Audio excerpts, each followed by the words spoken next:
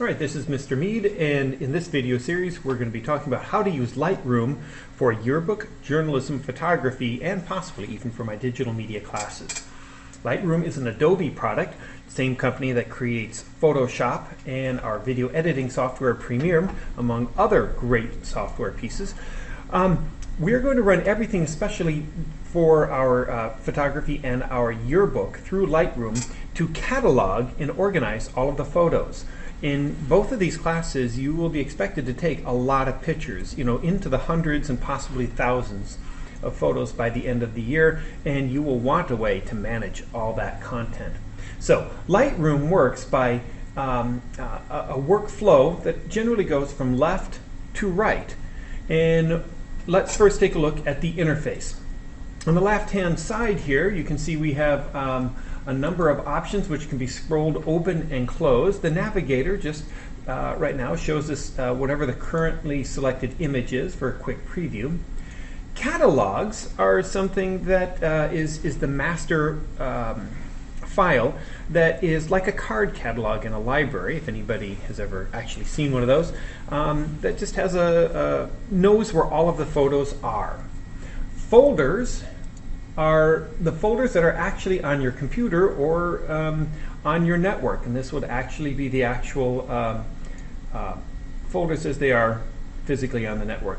However, Lightroom works best with collections, and this is a virtual organizing system similar to having folders, but in this way you could have images in many different hard drives in many different places, and you can group them together by topic or subject and have them all here within collections. And we will be working with collections quite a bit. And if you'll notice here, we have one collection here of Yearbook 2017, and we will need to be working with this a little bit later here. All right, and then publish services, something we won't be working with, but you can take images and publish them straight to things like Facebook, Flickr, or other social media. Moving from left to right, you see our image viewers, and these are the images I currently have. They would be in the 2016 yearbook because that's what's highlighted.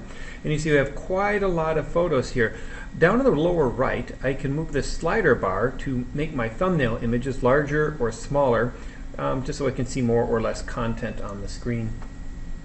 And then you'll see there's lots of information about each photo, and we'll be getting into that in some future videos here. Moving to the right is our editing and information panels here.